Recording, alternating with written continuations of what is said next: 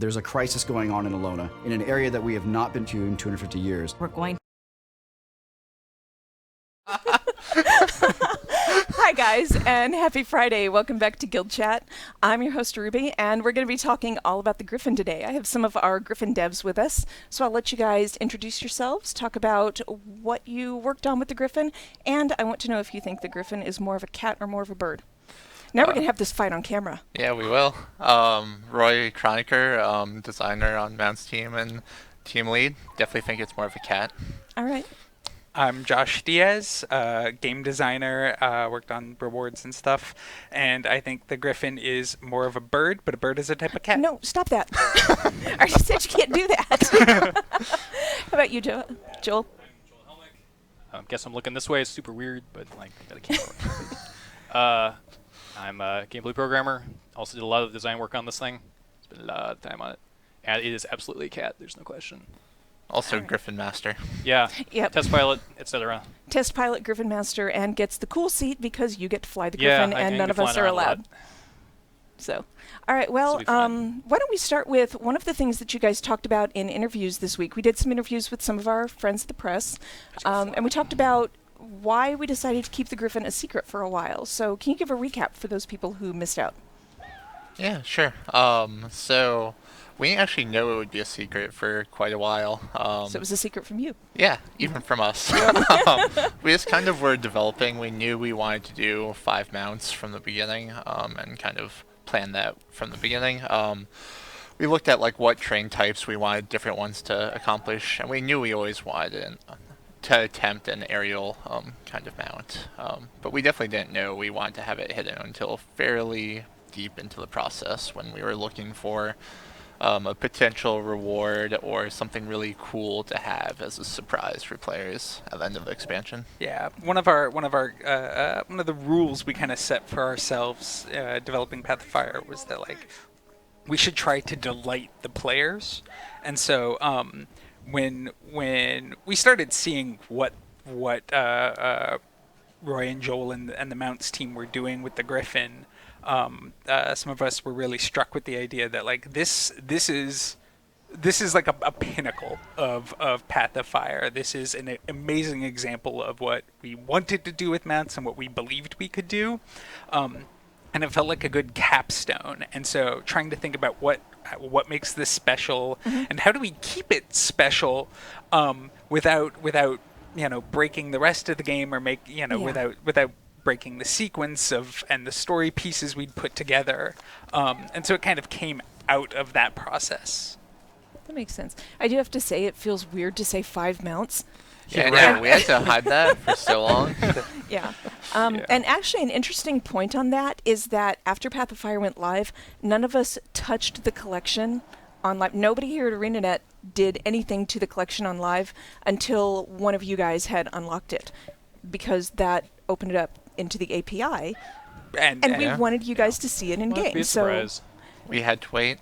Yep. We had to suffer a few days without the Gryphon. We did, you guys. It was hard. We had charts and measurements going, and there were people watching like a hawk, being like, okay, this many players are here. This many players have seen this bit. And kind of a fevered like phone tree of, all right, can we go? Can we go? Can we do it? Not yet. But like we knew that it would be really cool to see how it spread and how players told each other about this thing, and like that the first person who got it gets to parade around and show it off in places, and that like the various forums and guild message boards and websites, people would start passing this around, and someone would start documenting, and like we saw all of that, and that was really cool. Yeah, it was really nice, like just seeing it on like the time when we launched, like seeing it go from, oh hey, people don't even know about this mount, to I think the first time you guys saw it was someone found one of the ones you can temporarily ride, and someone was flying around, but we were like, oh hey, you guys don't even know the half of it and what it's like capable man, of. It's so cool. It's like a glider sort of. Like, yeah.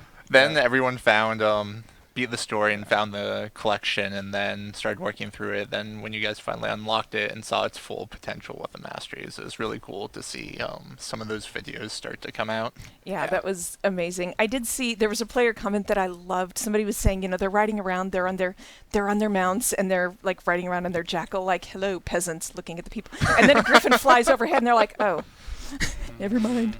Yeah. So, now, the Gryphon was one of the first mounts you guys came up with, right? It was one of the first, earlier ones. Creatures, yeah.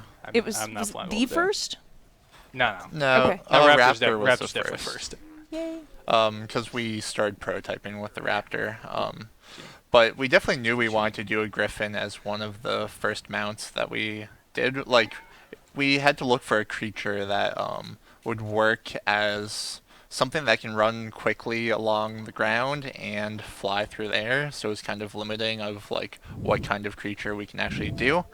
We've initially thought of maybe like it's more focused on air, but then it felt bad like trying to run on the ground like slow and compromise like ground speed too much. Someone brought up Griffon and it just kind of stuck. We already had versions of Griffons in the game. Everyone got excited about that. Yeah. We just ran with it. Yeah.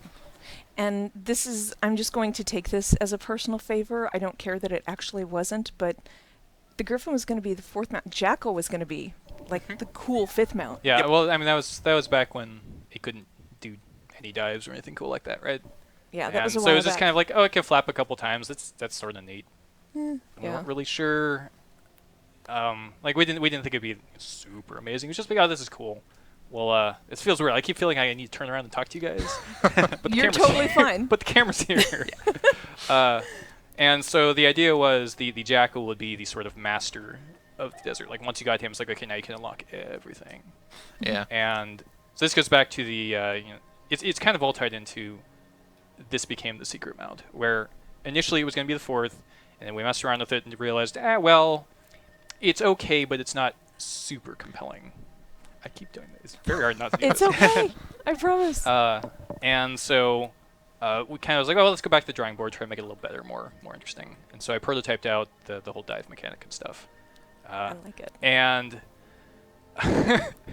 you remember that meeting? We were Yeah. when we first showed it to everyone, showed it to Mo, and he's like, yeah. We need to ship this. Yeah.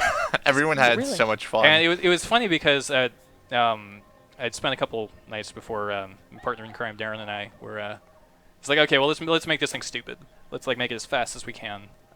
Oh yeah, the super speed. Yeah, and so we're trying to, okay, what is the fastest thing we can do without breaking physics?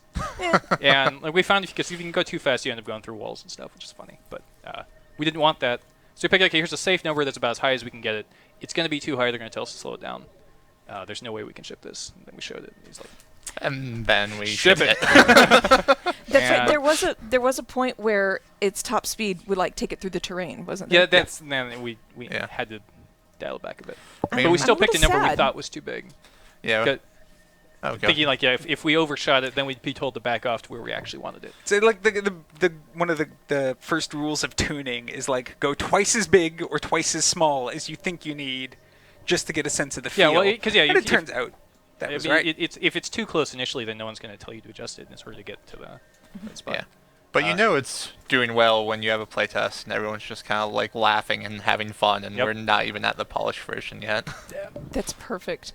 You know what? Speaking of testing and tweaking, this is probably a good time. Our animation guys made an awesome video showing kind of the work on this thing over the past year or so. Yeah.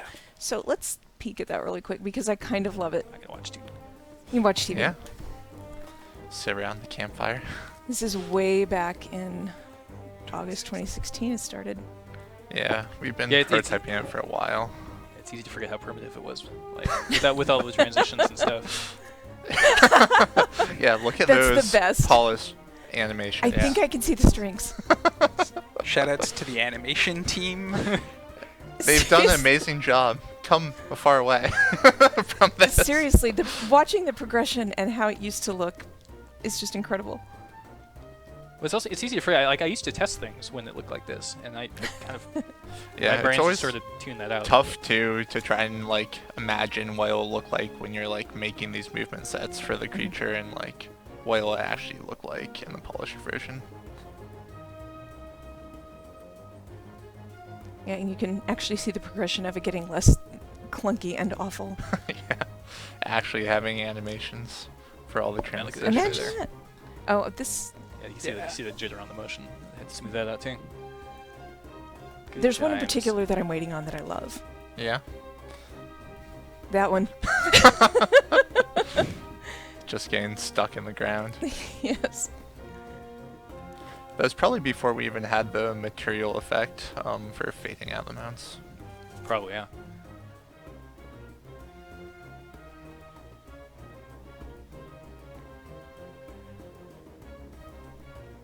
It's also interesting to see how long this has been going on.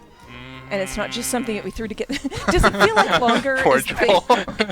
It took a ton of iteration to get it to work well and feel well, and that was one of the amazing things to see, right? The back and forth with the environment artists and the map designers working over like, okay, how far can this go? I'm curious a little bit about that, like how the boundaries and stuff got set. Was that like established at the outset, or? It's a good question, actually. Probably less at the outset. I think we were just trying to make something crazy in the beginning, and like what felt good. Then we had to like rein it in slightly. I mean, for the Gryphon, I think the biggest thing was like it not being able to gain like much like vertical height from its like starting position. It's a fun story I'll talk about after we're done here. Basically, we didn't want it to like from the ground like be able to go up higher than like the Springer could jump to like invalidate it. Obviously, if you jump off like a high point, like you can do a bunch of stuff with the Gryphon, but we didn't want it to just like clearly be like up, it can fly up to this ledge that the So you don't need Springer anything can't. else. So What's there's a lot of tweaking with those numbers. Joel spent a lot of time on My that. game is not on today. Okay, Joel, what's your story about that? Well, so before then, I think part of what helped here is after we decided, okay, this is gonna be the secret mount at the very tail end of the game. You've basically done everything. It's okay if it's a little broken, and so if the maps, if we don't have to be as careful about, well, this puzzle needs to be perfectly constructed for this. It's like, it's fine. It's the worst gonna happen, right? Yeah. But anyway, yeah. So the fun story on the altitude limit thing. So when I was tuning this thing, actually. Maybe it'd be better structured. Can you show the flight plan thing? Just sort of like show this is how I expected people to fly this thing. Oh yeah, Joel art. We Yeah, need my to see the fabulous Awesome beautiful programmer art. There it art. is. Fabulous programmer art. Yeah, I like it so much. So basically the thought was to really use this thing correctly, you find a high spot, dive off, go really fast, and then pull back up at the end, and then so you can go very long distance without losing very much altitude. Okay. Or you can do it the boring way and just sort of flap across and you lose altitude like a glider. In order to tune the numbers so that felt good, it then made it possible to gain altitude infinitely. Because if you just dive and immediately pull up, I see a hand. Why is there a hand? If you just dive and immediately pull up over and over and over and over again, you gain infinite height. And so I remember talking to Kevin Stalker about this, one of our design leads? Yeah, I guess that's what sure. As I wasn't sure what his position was, but he's like, okay, well, this is easy. Just like you put a ceiling on there. You just say, okay, well, you started here, and here's the ceiling. I went, that is the stupidest idea. It's the dumbest thing that'll never work. So and let's try it. Then 4 months later, I'm like, what if we put a ceiling on there? No. So basically, it's a soft ceiling. So what it does is it keeps track of where you last left the ground, and then after you get a certain height above that, it starts cranking up gravity until it's impossible to climb anymore.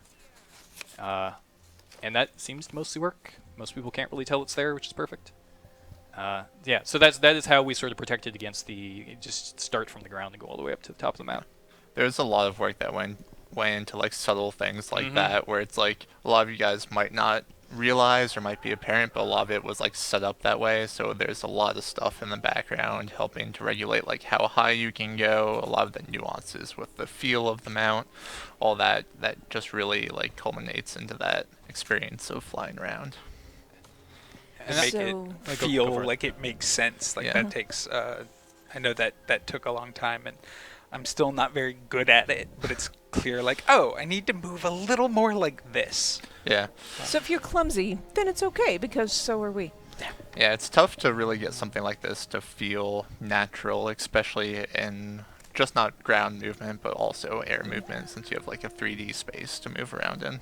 Yeah, you have more spaces to work with, and one of the biggest pieces of feedback we've seen, and you and I have talked about this a lot, is how good and realistic the mounts feel as far as their movement and their weight distribution. Yeah, that's important too, because especially early on, especially before animations, like it was tough to make it feel like it had weight in the air. Like it's hard to make it feel like it's not just something that's kind of like floaty in the air and actually like feels like this creature would feel like flying like naturally, because you have to like set it up so that as a player, when you're looking at this creature, it should feel like how you would expect this creature to be flying through the air, and that's really hard to do and has a lot of small nuanced things through like animation, effects, physics, all that stuff. Well, Joel, you had talked to me a little bit about the progression of just getting this thing programmed and put together, and you made like changes to the wing flap. That feels like it kind of ties into that. Did it have 2 before? Yeah, so how did we way do that? back in the beginning, back when we originally prototyped way back when. it was going to have 2. And that carried forward initially when we said, okay, now it can dive and stuff. It can do like fancy flying. And eventually we had a lot of sort of shuffling around iteration and stuff. And eventually they got evolved into just 1 to simplify it. And that's actually really about it. That's simpler. That works. Also, we added the ability to, because there is only 1 now, you can just hold spacebar and it'll fire it. Like, I don't know if people know that. Yeah, if you hold it, No, it'll I just didn't. automatically fire the I don't know if flap. you see my hand, but whatever. I'm holding spacebar. He is holding the spacebar I'm down. holding I can spacebar. confirm. So if you're lazy, just not land allowed. it. You do. Anyway, I yeah, I like guess him. that's really all there's to say about that. That works. Yep. Well, do you guys Yep. want to talk a little bit about acquisition, or do you have more to Well, say I have about lots more to programming? talk about the flight. Go I nuts! can talk a whole day. Please Oh, do. crazy. So, sort of in general, a lot of the fancy stuff that we had to do was, here's what we want, but physics is restricting us in this way for whatever reason. And so how do we get around that? So one of the more interesting ones I had to add was the altitude buffer system, which is my next fabulous MS Paint drawing. Get that up here. There we go. Yep. And so basically what this is, what I found, I shouldn't touch that. When I was flying around, the thing I ended up wanting to do a lot was to dive really, really, really far. But because there's a speed cap and we wanted to accelerate to that cap before too long, it was wasteful to keep diving once you hit your max speed.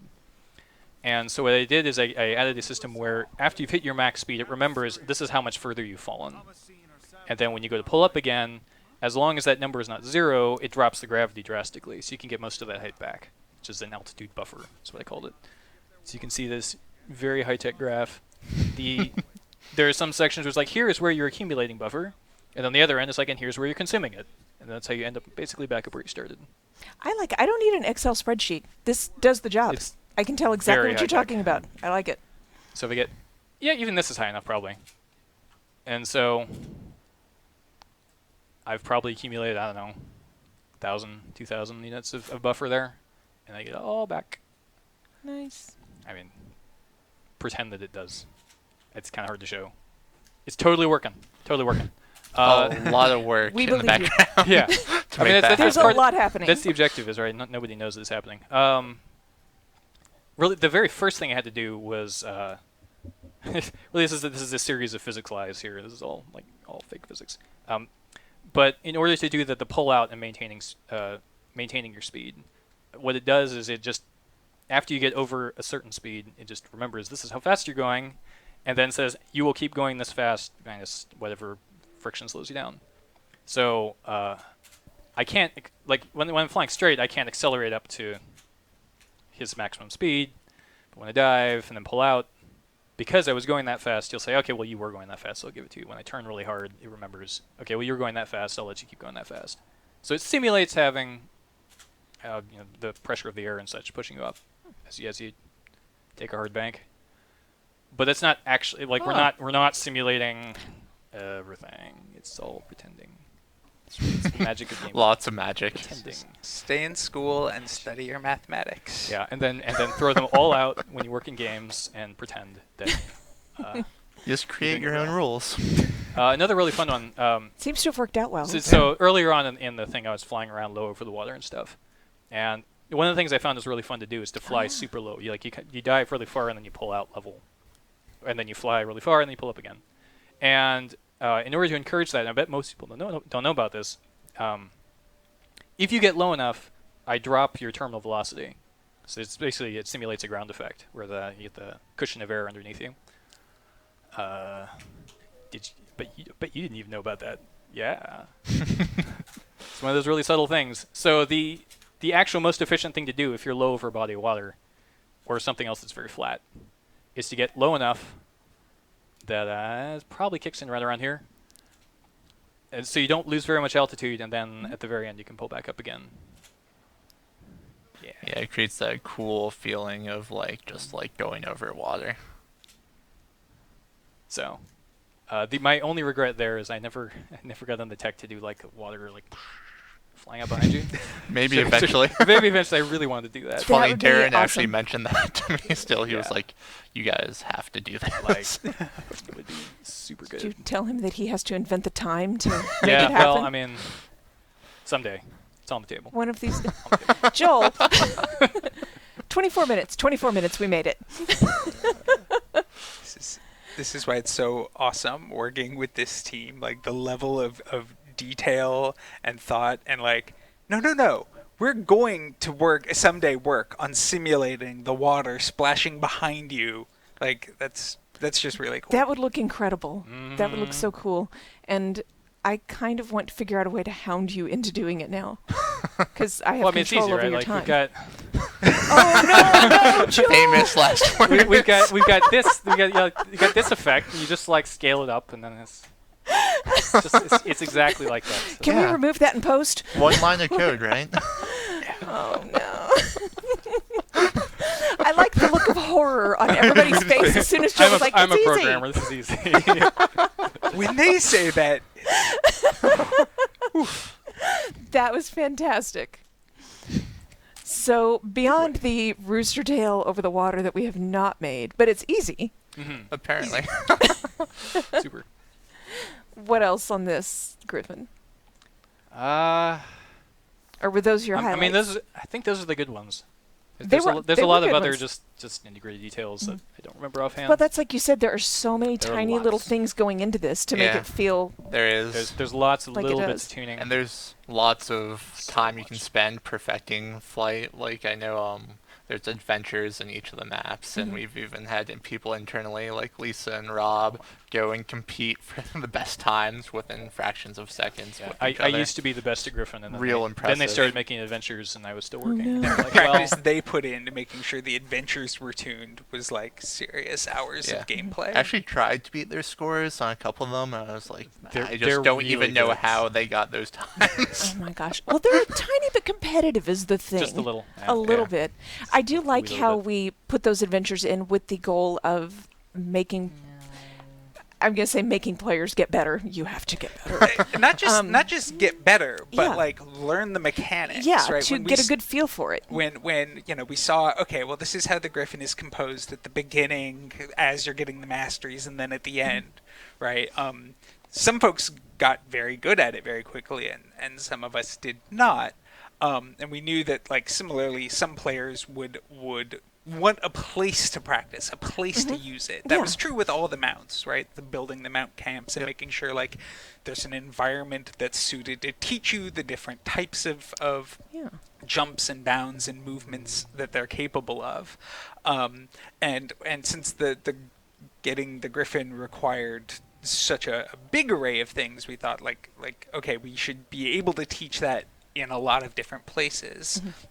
So Rob, who built those adventures, we talked and we specifically planned to build them out with expectations of different mastery tiers and different levels of here's this new mechanic.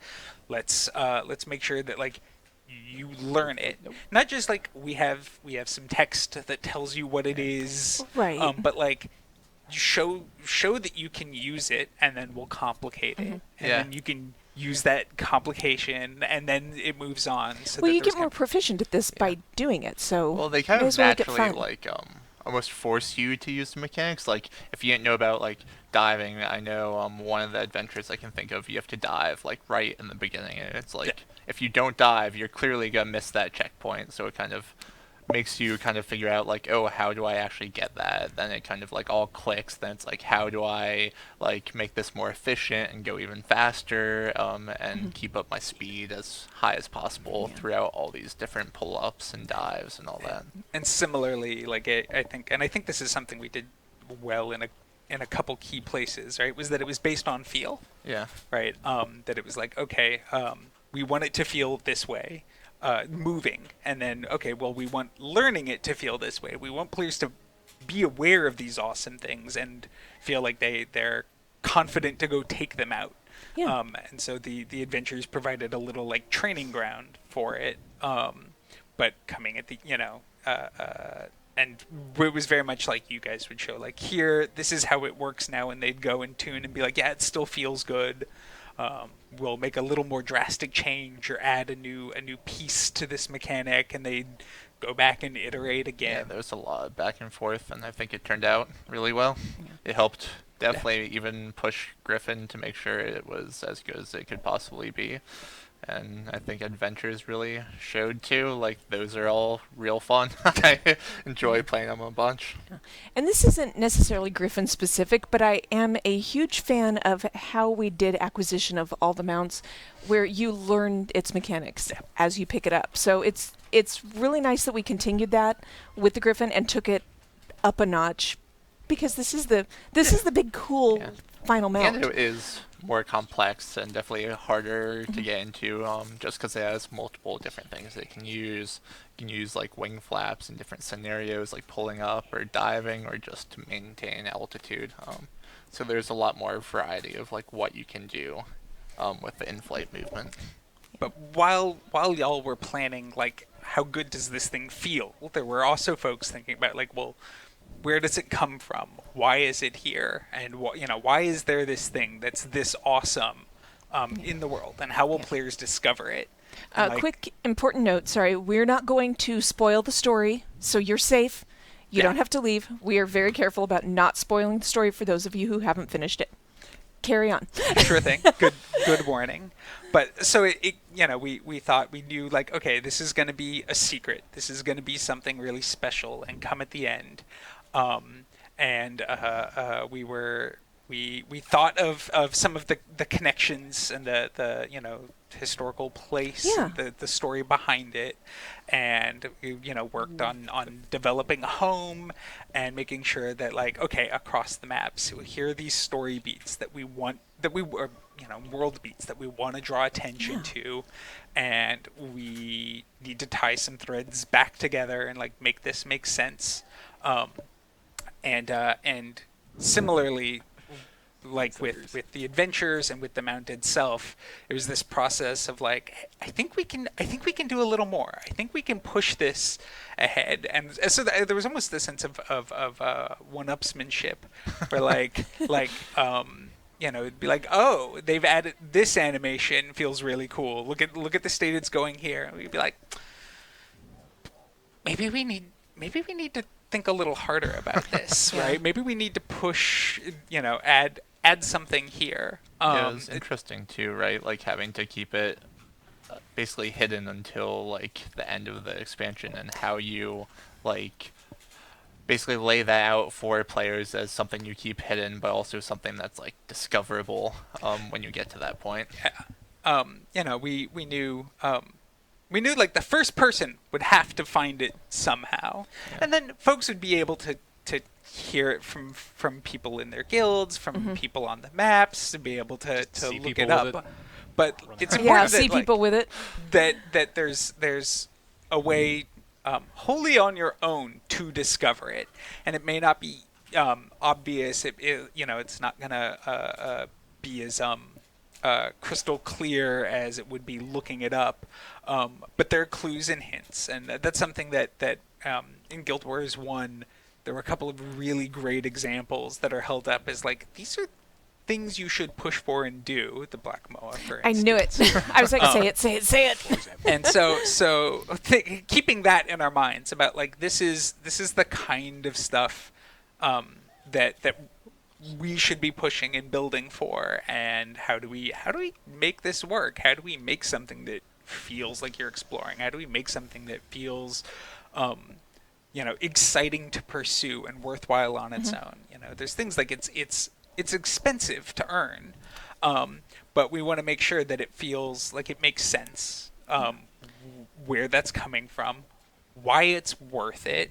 Well, and the cost is something that we thought about. Yeah, we deliberately planned and knew that like this is what it's going to take to do this, but we can do things like break it up into smaller purchases across a bunch of different places so that it you can kind of make progress so you don't feel like pace. you need like all the money at once. You can kind of like do a bit at a time. You're up, you're down, and then like you'll eventually be able to do it, and it's predictable. It's not controlled by the trading post pricing and things like that. It's stuff that's very much in the player's hands, and that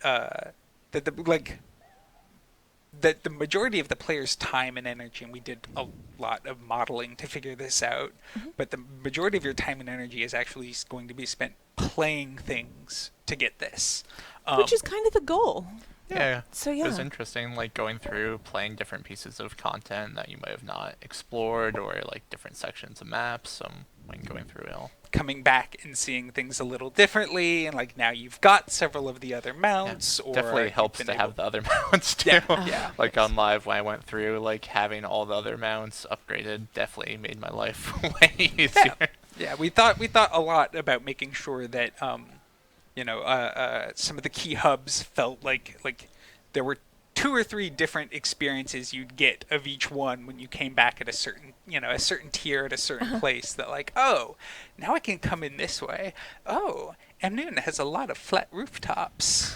Oh, there's all these mountain passes in the Desolation that I can get through, right? I'm sorry, I'm having casino coin flashbacks. That event's awesome. It is. It's addicting. It is. Oh my gosh. Yeah. Sorry, you said flat rooftops in Amnoon. I was like, oh gosh, what time is it? Well, so that's a cool evocative thing that like the environment artists and the map designers built as a play space and said like, let's make things to take advantage of this. Let's like as fun as it is for the players to get it, it's also really fun when your teammates challenge you and give you a playground and are like, make something cool for this. And you're like, I want to make something cool for this. I've noticed historically when you guys get involved in that one-upmanship, you're talking about everybody wins. Yeah, I like it just keeps on pushing the quality up and up because, as Josh said, like you see someone else do something cool and you're like, I wonder how I can take advantage of that, or how I can tweak this thing I'm working on to play into that more. Yeah. It's a good model of working together. I will say my only regret for the whole Gryphon collection is that I did not give myself a backdoor. Slashed out Joel or something that just like mocks it for me. I still don't have it on live. I don't either. I'm slacker. I haven't. Well, of course you do. I mean, I would be a little disappointed if you of all people. Weekend, for launch weekend. Luckily, didn't have crazy issues to hotfix, so had some spare time. Well, I mean, that's awesome. Are you okay, Joel? Most of it was programming. Nothing I could personally help with. You probably wouldn't want me programming. Yeah. Do you really want Roy to help you with those issues? That's like when people tell us, stop posting on Twitter and Facebook and fix the game. Like, really? All right, guys, get out of the way. We should let you make some content. Do you really want that to happen? I don't know. It could you be don't, awesome. I promise. How would we know? I swear to God, you don't want that to happen. You never know. You can make the next best thing. Let's talk later. I'm only half kidding because I don't program, but let's see what happens. Yeah, we can teach you how you The secret is none of us actually program. Oh, no.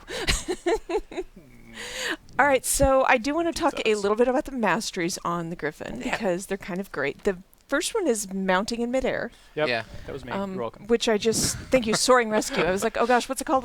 It's mount in midair. Yeah. It was cool. It was kind of like this feeling of like you'd be falling to your death and you'd kind of similar to a glider, you'd want to be able to mount up on your Gryphon and either like dive further and pick up speed and do crazy maneuvers, or just have it like help you float to safety. Kind of seemed like a natural fit. We didn't do dismounting in the air because, at least on a bunch of the mounts, it would, like on the Springer, we wouldn't want you to be able to dismount in the air and get onto the Gryphon or a glider because it would break a lot of things. I have a very quick story about how I used a TTF stone on a friend who happened to be jumping across a canyon on his Raptor.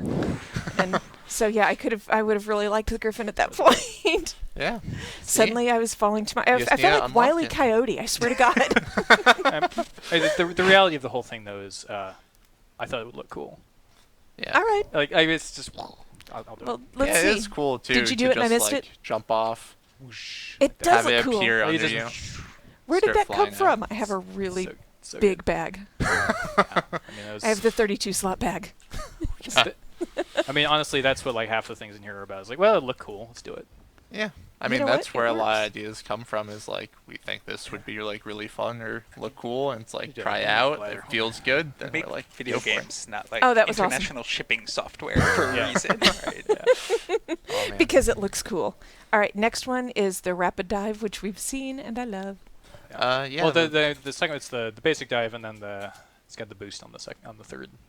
Yeah, the second tier is the ability to dive and to pull up, which opens up a lot of stuff and really opens up its actual like feeling of flying. Before that, you're kind of like flapping around a bit, but once you unlock that, as you can see, Joel flying around, you can do a bunch of crazy stuff, as you guys I'm sure have seen. Oh yeah. And it's easy to forget, like, even though diving on the first tier isn't as fast as the second tier, it's still really fast. Yeah. Yeah, and then on It the is a significant upgrade. third tier, you open up the ability to use your wing flap while diving or while pulling up, so that you can get like the boost to speed while diving to gain even faster speed more quickly, or use it when you pull up to like gain a little bit of height as well. Which varies based on how fast you're going, which no one needed to know. Too Details late. are good. Man, there's a lot of Joel stuff that we have to edit out later. Yeah, they'll flip if they hear this. I know, I man. know, right? We got to make sure this is never out in public. What this one crazy trick the developers don't want you to know. Joel Helmich, human clickbait. So you guys have gotten a lot of praise on how mounts were implemented and how they worked out. Yeah. And I don't think this one is any exception, given how many players I've seen. Look at me, look at me. Yeah. I'm flying through the air. Are you happy with it? Yeah, we're all extremely happy with it. I think like playing around with it internally, like you could see a lot of people just having fun running around on mounts and having a good time. But you never really know until something's out there if that'll be like a true reflection like of the community, and we're like, we all have fun with it and think it's awesome. Hopefully everyone else will think the same. And luckily everything worked out for the most part. Like everyone seems to love mounts, have fun with them, make crazy videos, explore old maps in new ways. Doing the stuff we didn't expect, right? Like that happens, and that's What? cool. Yeah, you get excited. You see someone Hold going on like, while I you see a think. video and someone's like, look at what I think I can do, and you're like, oh yeah. gosh, yeah, you can do that. One of them I think actually was in the Oasis race. It was so no good. one actually jumped off that like building halfway through with the Gryphon to beat anyone in like in any internal test. Then that one person, I forget who, put out the video and like just having the Gryphon like speed past everyone else on the Raptor. I was like, See you, that's suckers. crazy. Like something we didn't really actually think of. Like, They've got Oh. the timing right, and totally nailed it. We're able to get up without going far enough behind. They got into position, and then zoomed and caught had up. enough speed. Was and it then- Joel? No. Okay. Alas. Well, he's really good. I thought No, I'd check. I'm not that good. I mean, As evidenced. Oh, that was poor timing on my part. Yes, Sorry, yes, Joel. it was. Or I'm best super time. rusty. Or, I'm super rusty. That's my excuse. this is that troll thing we were talking about Yeah. earlier. You just need to be more trolly, Ruby. Oh, okay. More All right. memes. Y'all heard the man. I will up my troll game a little bit. All right. On that note, is there anything else you guys want to say about the Gryphon aside from look at how cool? It's awesome. I'd say Super good. everyone should go out there and try and earn it, because like seeing it is one thing, but really flying around with it is a totally different experience. So I just finished the story last night. I stayed up like an hour later than I You're on needed your to. way. Guess what I'm doing tonight? Working on Gryphon? Yes. After I take my kids to a concert, and then I'm gonna like kick them out at Key Arena and leave. All right, kids, we gotta go home. It's bedtime. I need to go run this. Rush No, them in just- bed. Be like, it's time to Gryphon. No, they have places they want to go. I have things I want to do, so I will just drive by Key Arena. They can tuck and roll, and I'll head home. Mommy's got stuff to do. All right, well, I have a couple things that I do want to talk about before we go. First of all, we have more goodies from Oh, yes. We Love Fine, Dangerous. who actually, We Love Fine is now for fans by fans. I have to get used to saying that. But we all got these at lunch, and these are great, except my kid keeps stealing it because she really digs it. So I haven't actually got to use it yet, but it seems very nice. There. For Fans by Fans has these for you guys, too. So, ta-da! Thank you, Joel. Yes. I also want to mention that we have a giveaway that we're doing on Twitter right now for some gem codes. And if you go to the Guild Wars 2 Twitter, and Mark has, yep, there we go. Mark has our giveaway image. You just need to retweet. We want to see your best Gryphon pictures. Yeah, excited to see some of those cool ones. Yep, those are. Playing with the die channels. As soon as we tweeted that, my whole feed was like full of these gorgeous Gryphon pictures. Nice. I have to go check out the hashtag because you I'll have to especially will look be at very, it. very happy. So, and most of these guys are going to be doing a dev celebration on Reddit in an hour and 15 Soon. minutes. So if Yeah, you have pretty more soon. questions that you want to ask, it is an hour and 15 minutes. It's cool. If you have more questions that you want to ask, check out the Guild Wars 2 subreddit in about an hour and 15 minutes. Yep. All right? Yeah. All right. Thank you guys very, very much, and I will let you get some work done before you go get ready for that. And I will see you guys next week on Guild Chat. Bye. Bye. Thanks, guys. Thank you so much.